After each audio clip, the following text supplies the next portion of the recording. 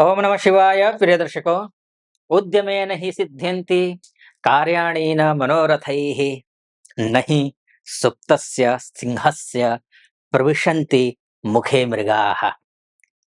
उद्योग किए बिना, सिर्फ मनोरथ रख करके, सिर्फ कामना करके किसी भी चीज को हासिल नहीं किया जा सकता है। जैसे अगर शेर को भूख लगी है तो वो सोच ले कि हिरण आकर के उसके मुंह में चला जाएगा, तो ये संभव नहीं है। उसको भी मेहनत करनी पड़ती है। भूख लगी है तो शिकार करने के लिए हिरण के पीछे दौड़ना पड़ता है, अथक परिश्रम करना पड़ता है। और इस वीडियो में ऐसे ही एक महापुरुष की बात होगी, जो परिश्रमी, त्याग से सराबोर व्यक्ति की बात होगी। 2024 के चुनाव के संदर्भ में बात होगी और साथ ही हम उस पुरुष की बात करेंगे जो अपनी शक्ति सिद्धि से, त्याग से, कर्मठता से, सामान्य कुंडली होने के बावजूद महामानव बनने की ओर वो व्यक्ति अग्रसर है। आप वैसे तो थंबनेल देख करके समझ ही गए होंगे, फिर भी मैं बता देता हूं। इस वीडियो में चर्चा होगी हमारे देश के यशस्वी प्रधानमंत्री आदरणीय श्री नरेंद्र दामोदर दास मोदी जी की। हमारे यशस्वी प्रधानमंत्री जी की कुंडली में तो 30 से 35 से ज्यादा राजयोग तो है नहीं। उसमें भी ज्यादातर जो राजयोग हैं वो कमजोर हैं। अधिकांश जो ग्रह हैं वो 0 डिग्री के हैं, या फिर वो 29-30 डिग्री के हैं, यानी कि या तो बालावस्था के हैं या तो मृतावस्था के हैं। तो अब ऐसी स्थिति में क्या नरेंद्र मोदी जी जो है ये 2024 का चुनाव को पार कर पाएंगे? और उन्होंने वैसे भी टारगेट रखा हुआ है 400 पार अब की बार। तो अब की बार 400 पार कर पाएंगे, नहीं कर पाएंगे, इस विषय पर भी चर्चा करेंगे। लेकिन ये इतने महान और महामानव बन कैसे गए, जिनकी ख्याति देश से निकल करके विश्व के कोने कोने तक पहुंच चुकी है? ऐसे में कैसे हमारे प्रधानमंत्री जी महामानव बन रहे हैं? आइए पूरी तरीके से कुंडली को समझते हैं। तो चैनल को सब्सक्राइब कर दीजिएगा, लाइक कर दीजिएगा। महादेव का भक्त मैं हूं और आप पर भी कृपा बनी रहे महादेव की, ऐसी मेरी कामना। हर हर महादेव 5 बार या 11 बार कमेंट बॉक्स में लिख दीजिएगा। आजकल मैं सोशल मीडिया पर भी हूँ। सोशल नीचे डिस्क्रिप्शन में सोशल मीडिया के लिंक भी होगा। निवेदन है वहां जाकर के भी उसको, नया हो उसमें जरूरत है मुझे, आपकी सहयोग की जरूरत है। इसमें तो मेरे लाखों फॉलोवर्स हैं, लेकिन वहां नया हूँ तो आपकी सहयोग की जरूरत है। तो फॉलो कर दीजिएगा फेसबुक और इंस्टा को भी। समझते हैं कुंडली समझने। प्रधानमंत्री जी का जो जन्म है वो 17 सितंबर 1950 को हुआ है। ये कुंडली मोदी जी की कुंडली है और इनका जो जन्म है 17 सितंबर 1950 को हुआ है। जन्म सुबह 11:20 का है और स्थान जो है, जन्म स्थान, वो मेहसाणा गुजरात का है। इनकी वृश्चिक लग्न, वृश्चिक राशि और अनुराधा नक्षत्र बनता है, जो कि अनुराधा नक्षत्र वो शनि का नक्षत्र है। और शनि जो होता है वो बहुत परिश्रमी, कर्म का ग्रह होता है, परिश्रम का ग्रह होता है, श्रमिक का ग्रह होता है। और अंक ज्योतिष के हिसाब से भी 17 तारीख का जन्म है, तो 17 तारीख के हिसाब से 7, 1 + 7 = 8, यानी कि उनका जो अंक है वो 8 बनता है न्यूमरोलॉजी के हिसाब से। और 8 अंक जो है वो भी शनि महाराज का अंक है। तो यानी कि शनि प्रधान व्यक्ति हैं, और शनि प्रधान जो व्यक्ति होते हैं वो मेहनती होते हैं, बहुत कठोर मेहनती होते हैं। शनि सामान्य या सामान्य से कमजोर वर्ग का प्रतिनिधित्व करता है, और मोदी जी को भी तो सामान्य वर्ग, खासकर उस तबके का आशीर्वाद है जो बेहद सामान्य है। ऊंचे लेवल के तो हैं ही, लेकिन सामान्य वर्ग में ज्यादा पॉपुलर है मोदी जी। और उसके साथ ही मंगल ग्रह जो है ना, ये रुचक योग बनाया हुआ है। आप यहाँ देख सकते हैं, वृश्चिक राशि में ही मंगल ग्रह रुचक योग बनाया हुआ है। रुचक योग महर्षि पाराशर के अनुसार पंच महापुरुष योग वाले जातक को ईश्वर की विशेष कृपा प्राप्त होती है। रुचक योग वाले व्यक्ति को, वो साधना करता हो, ऐसा व्यक्ति मेहनत करता हो, योग करता हो, तो उस व्यक्ति को उच्चतम शिखर पर पहुंचा देता है ये योग। बहुत लीडरशिप क्षमता होती है ऐसे रुचक योग वाले व्यक्ति में जो निर्णय लेते हैं, वो ठान लेते हैं, वो कर लेते हैं। मंगल प्रधान व्यक्ति वैसे भी कठोर निर्णय लेने में महारत हासिल होता है ऐसे लोगों को। ये अनुशासन प्रिय होते हैं, ये साहसी होते हैं, पराक्रमी होते हैं, अदम्य साहस होता है इनमें। और ये माना आप व्यवहारिक तौर पर भी जब आप नरेंद्र मोदी जी को देखते होंगे, तो ये साहस, पराक्रम और निर्णय लेने की क्षमता को आप भली-भांति जानते हैं। मंगल चंद्रमा से युत की जो है युति संबंध है, जो कि इच्छा शक्ति को मजबूत बना देता है। इच्छा शक्ति को मजबूत चंद्रमा मन का कारक है, इच्छाओं का कारक है और मंगल जो है इच्छा शक्ति को शक्ति का कारक मंगल है, तो इच्छा शक्ति को मजबूत बनाता है। चंद्रमा और गुरु केंद्र में बैठे हैं जो कि गजकेसरी योग बना रहे हैं। चंद्रमा और गुरु केंद्र में ही हैं एक दूसरे से। तो इसका मतलब है गज केसरी। इस थलचर जगत में, इस धरती पर सबसे ज्यादा बड़ा, पहले के जमाने में डायनासोर हुआ करता था, जो कि हमने नहीं देखा। लेकिन आज के संदर्भ में देखें तो हाथी से बड़ा कोई भी जानवर नहीं है। और केसरी, गज मतलब हाथी, केसरी का मतलब होता है सिंह। सिंह से ताकतवर दूसरा कोई प्राणी नहीं है थलचर जगत में। इसीलिए गजकेसरी योग बना हुआ है, यानी कि उनकी जो विजन है वो बड़ा होता है। ऐसे जो लोग होते हैं वो एकदम उनकी जो प्रेजेंस ऑफ माइंड होती है वो जबरदस्त होती है। इन पर माता लक्ष्मी की भी विशेष कृपा होती है। इसीलिए ये स्वाभाविक है, मैं आगे बताऊंगा क्या कुछ होगा। और इसके साथ ही लग्नेश और नवमेश की युति संबंध लग्न में ही है। लग्नेश अर्थात मंगल और नवमेश अर्थात चंद्रमा। लग्नेश और नवमेश का युति संबंध होना महालक्ष्मी योग बनाता है। महालक्ष्मी योग बहुत अच्छा योग माना गया है। ये महालक्ष्मी योग स्वयं के लिए अगर करते तो ये अरब खरबपति होते, लेकिन ये देश के लिए कर रहे हैं तो देश की तरक्की में, देश की समृद्धि में, देश की उन्नति में जो भी उनके से बन पड़ रहा है, विकास कार्यों में अपने आप को झोंक रहे हैं। ये एक आर्थिक स्थिति को देख लीजिए आप, कहाँ हम 2014 से पहले विश्व में 10 देशों में 10वें देश में आते थे, अब 5वें नंबर पर हैं। और विजन ऐसा है कि आने वाले कुछ सालों में तीसरे नंबर, तीन विश्व के तीसरे नंबर के महाशक्ति, आर्थिक महाशक्ति हम बनाने की संकल्प मोदी जी ने लिया है। और ये जो कुंडली है ये इसमें पूरी तरीके से सपोर्ट कर रही है। तो ये बहुत अच्छा राजयोग है। दशमेश सूर्य लाभस्थ है, कर्म का फल मिलता है। दशमेश सूर्य लाभस्थ है, कर्म का पूर्ण फल मिलता है। अच्छा या बुरा जो भी कर्म हो, तो स्वाभाविक है कि मोदी जी लग्न में बैठकर, ये चतुर्थ भाव में बैठ करके दशम भाव को गुरु देख रहे हैं, तो कर्म तो अच्छे हैं ही, इसमें कोई शक है ही नहीं। तो अच्छे कर्म है, अच्छा ही फल मिल रहा है, जिसका परिणाम देश को मिल रहा है, देश को अच्छा हो ही रहा है। अकर्मण्य नहीं होते हैं ऐसे व्यक्ति, कतई अकर्मण्य नहीं होते हैं। दशमेश और लाभेश का जो युति संबंध है अपने आप में राजयोग होता है। दशमेश और लाभेश, यहाँ पर आप बुधादित्य योग भी देख सकते हैं। दशमेश और लाभेश बुध का जो संबंध है अपने आप में राजयोग होता है। उसमें भी जब बुध उच्च का हो तो बौद्धिक रूप से वो व्यक्ति श्रेष्ठ होता है, बौद्धिक रूप से वो बहुत पॉजिटिव होता है। बुधादित्य योग भी बन रहा है, राजाओं वाले छाट वाट भी होते हैं। द्वितीयेश गुरु केंद्रस्थ और बुध उच्च का वाक सिद्धि मिलती है ऐसे व्यक्ति को। द्वितीयेश अर्थात वाणी भाव का स्वामी ये केंद्र में है और आपका जो है बुध उच्च का है, तो अब ऐसी स्थिति में वाक सिद्धि होती है ऐसे व्यक्ति को। शनि शुक्र का युति संबंध दशम भाव में केंद्रेश होकर केंद्र में राजयोग होता है। शनि की दृष्टि में जरूर विश्व होता है, ध्यान रखिएगा। शनि और शुक्र का जो युति संबंध है दशम भाव में, ये शानदार है, बहुत अच्छा होता है। लेकिन हाँ, शनि की दृष्टि अच्छी नहीं होती है, इसलिए शनि यहां पर देख रहा है। तो शनि की दृष्टि अच्छी नहीं होती है, तो अपने ही घर को देख रहा है, तो स्वाभाविक है कोई ज्यादा नुकसान नहीं करेगा शनि के। दशमस्थ शनि की जो दृष्टि है द्वादशवें भाव में भी है, जो इसीलिए द्वादश भाव में आपका यहाँ चतुर्थेश होकर के शनि की दृष्टि द्वादश भाव में होना मित्र राशि पर है शनि की दृष्टि, देश-विदेश के लोगों से दिल से जुड़ते हैं।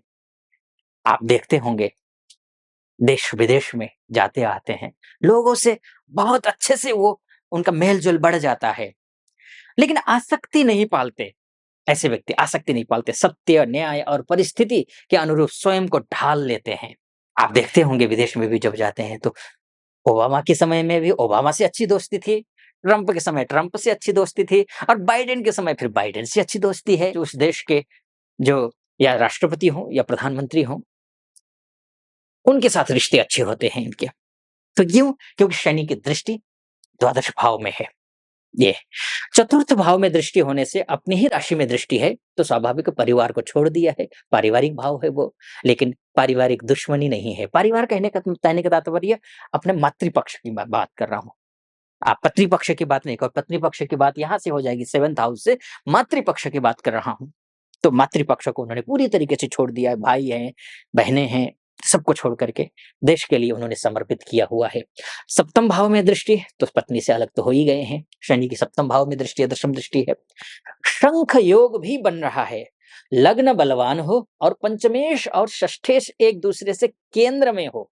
लग्न बलवान हो, स्वाभाविक है, लग्न मंगल है, बलवान है। पंचमेश गुरु है, जो कि चतुर्थ भाव में है, कि त्रिकोणेश होकर के केंद्र में बैठा है और षष्ठेश एक दूसरे से केंद्र में हो।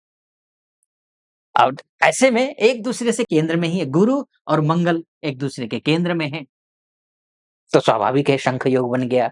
ऐसे व्यक्ति धैर्यवान होते हैं और ऐसे व्यक्तियों की जो दहाड़ होती है ना, जो गर्जना होती है, वो दूर तक जाती है।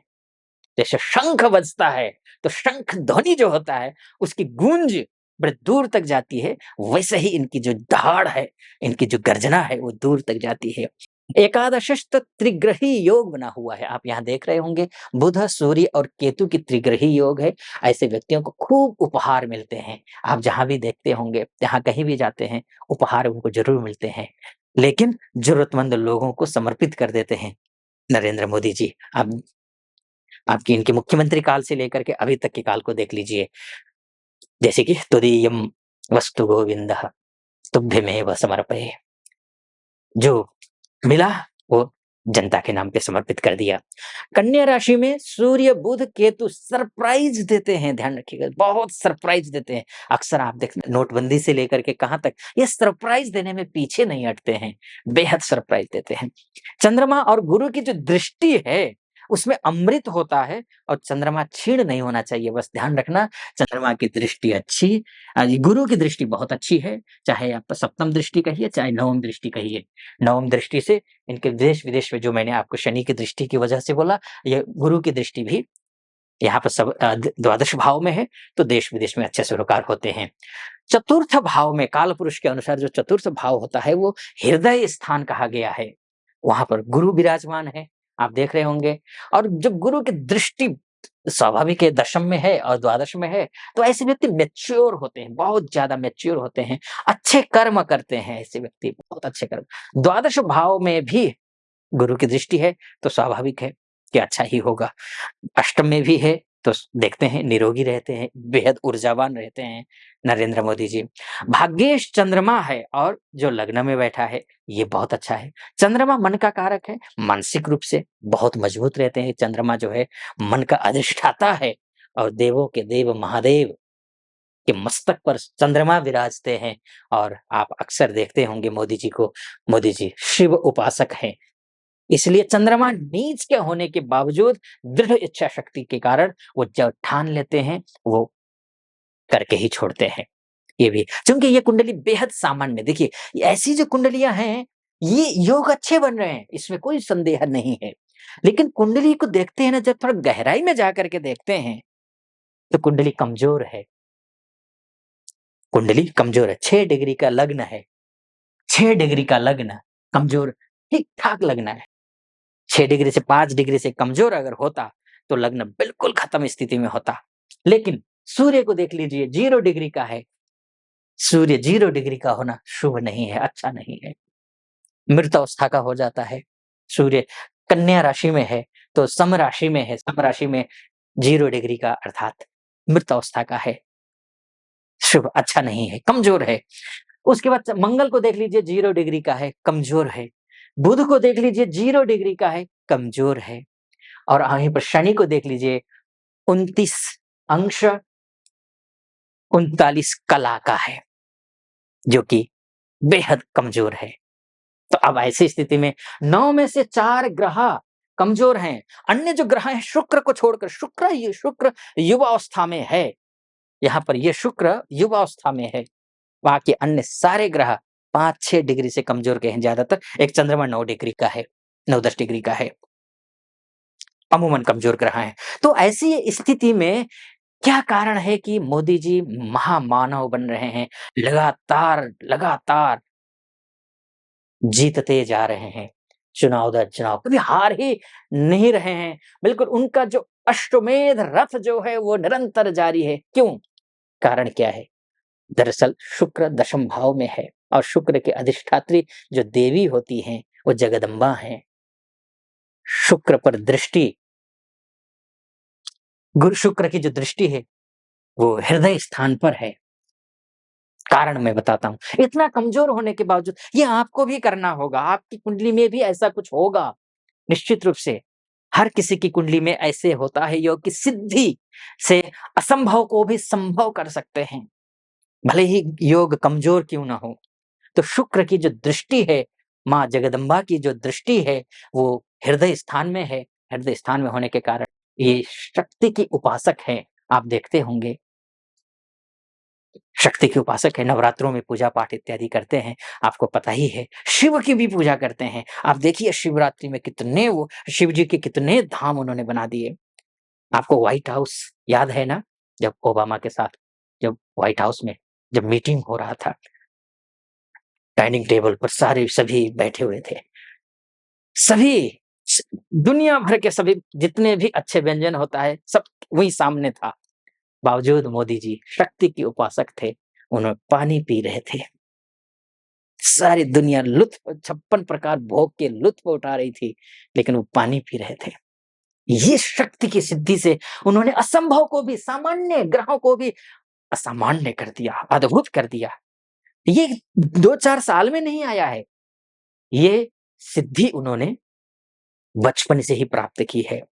नवदुर्गा की साधना करते हैं, माता नवरात्रि नवदुर्गा की ये सात्विक साधना होती है, जिसे नवरात्रों में ही किया जाता है, वो करते हैं। बोलते हैं ना, प्रथमं शैलपुत्री च, द्वितीयं ब्रह्मचारिणी, तृतीयं चंद्रघंटेति, कूष्मांडेति, चतुर्थकं पंचमं स्कंदमातेति, षष्ठं कात्यायनीति च, सप्तमं कालरात्रीति, महागौरीति चाष्टमं, नवम सिद्धिदात्री च।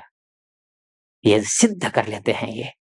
और मोदी जी ने ये टारगेट लेकर के चला, वो शुरू से ही सिद्धि करते आए, दुर्गा जी की सिद्धि की, फिर शिव जी की। जैसे ही प्रधानमंत्री बने, वो मुख्यमंत्री काले कार्यकाल में भी उन्होंने जैसे ही केदारनाथ में जो आपदा आई थी, सबसे पहले पहुँचने वाले, सबसे पहले मदद के लिए कॉल करने वाले कोई अगर मुख्यमंत्री था इस देश में, तो नरेंद्र मोदी जी थे।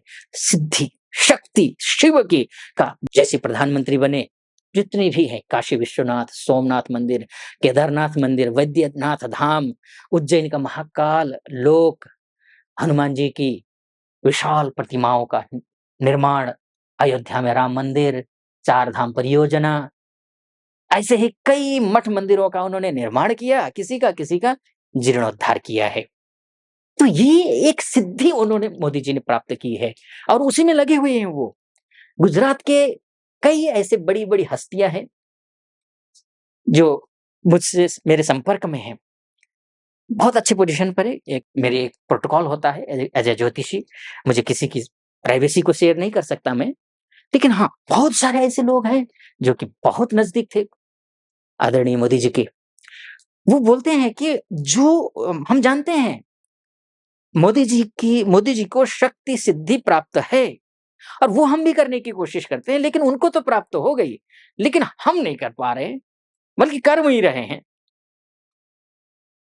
ऐसे नहीं होता, सबके लिए अलग होता है, नकल नहीं करना है, कुंडली के हिसाब से। अगर आप भी कुंडली के बारे में विस्तार से चर्चा कौन से योग है ऐसा, कौन सी सिद्धि है या फिर क्या करना चाहिए जिससे जीवन बने, अगर डिटेल में चर्चा करना चाहते हैं तो नीचे नंबर होगा, उस नंबर पे भी आप कॉल कर सकते हैं। आप अपनी कुंडली के बारे में विस्तार से चर्चा भी मुझसे कर सकते हैं।